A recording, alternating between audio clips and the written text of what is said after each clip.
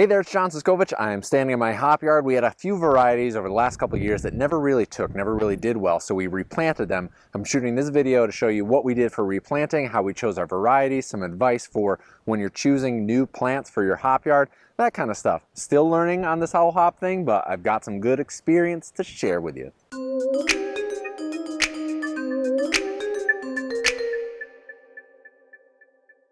So here in the hop yard, the plants of Willamette, Northern Brewer, and Centennial all did really poorly. Whether that was a combination or any part of the original rootstock, that variety growing in this area, the ground that it's growing on, and the area of the hop yard that it was in, or just my management or mismanagement throughout the years, those three varieties hadn't done really well for us. Talking to other growers, their Centennial didn't perform well either, so that was a last-minute decision to get rid of that. But we got rid of three varieties and we planted two new ones. We're also doing some restructuring in the hop yard, but I'll have a separate video on that. So the varieties that we put in were Michigan Copper, which is a proprietary variety, which means we had to sign a like the equivalent of non-disclosure, non-propagation agreement. So we can't propagate and sell those plants. And we also planted Bitter Gold. These two varieties have kind of more of a fruity, fruit punch, more aromatic hops, focusing on that for a small scale hop yard because the aromatic hops can be showcased a lot easier in a beer than just a bittering hop, which is kind of more of a commodity crop. So for sourcing the new plants that we got in, we wanted started plants instead of rhizomes. All the other growers that I've talked to have had very limited success, actually a lot of failure with using rhizomes, and a lot more success and just better plants, better production, better long-term health and viability of those plants by getting started plants. When you're getting started plants, you want to spend some money. You want to go through a certified clean rootstock farm. We went through Great Lake Hops. I will put it in the notes section for this video, the link to their website. Just a shout out to them because their plants looked great when they arrived here, so I want to give them a little plug. And then we got into the planting. So we got them, it was over a 3-day period, actually kind of a day and 2 half days. We received the plants the evening of day 1. We planted most of them on day 2 and the remainder of them on day 3. So for planting, we have the poles already in the yard. The yard was already set up. It had old varieties in it. For some of the varieties, we used the pigs to pull those plants out. Have a video on that, which can pop up or it'll be in the notes section below, but we used the pigs to kind of recondition the hop yard this year. And then we went through and used the mini excavator, which was a genius move.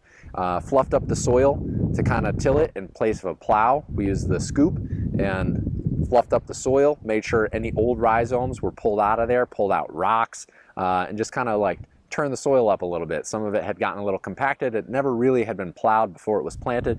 So it was a good opportunity for us to turn the soil over. If you didn't have the poles in the yard, you can go through and plow first, have that soil kind of aerated and fluffy and ready for planting, ready for those roots to spread. But for me, I'm lucky. I have a mini excavator and that's what we used to dig the holes initially. I went through and we had a piece of tape that we strung between the poles, and there was a line of tape every 3 feet on that. Every 3 feet is where we put the hop plants. Put the line of tape out, put some lime down because my soil's at a 5.6 to 5.7 typically, and hops want closer to 7, more of a neutral soil, so we wanted lime as we went. I used a little lime to mark out where that line was, so I was straight between the poles. And then I used the excavator to dig the entire line out. We went through and raked it and pulled any rocks and roots out and made it a little smoother. Then we added in 2 shovelfuls of topsoil, a shovelful of compost, and a 1/4 cup of high calcium lime per hill.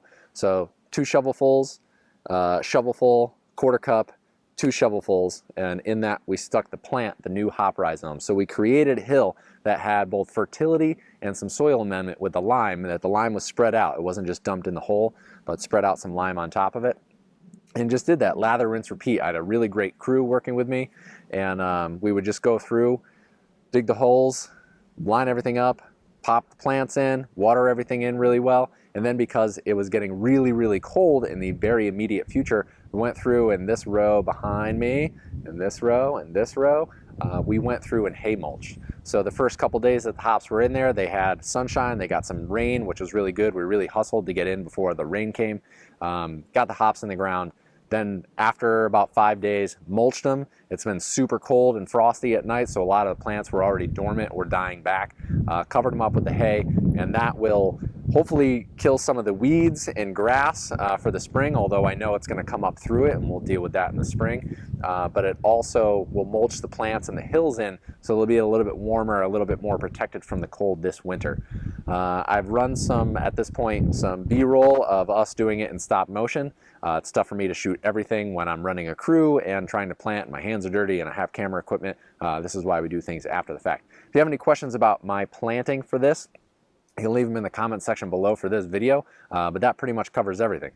We built up the hill, added some fertilizer, added some soil amendments, put the hot plants in, watered them in really, really well, and then with the cold setting in, we mulched them, and they're dormant, they're asleep. There's not much for me to do until next spring. Whew, it's been really busy this fall with fall projects, and yeah, it's been good. A lot of work done. I have really awesome people here on the farm right now. Life is good, and until next time, I will see you out in the field.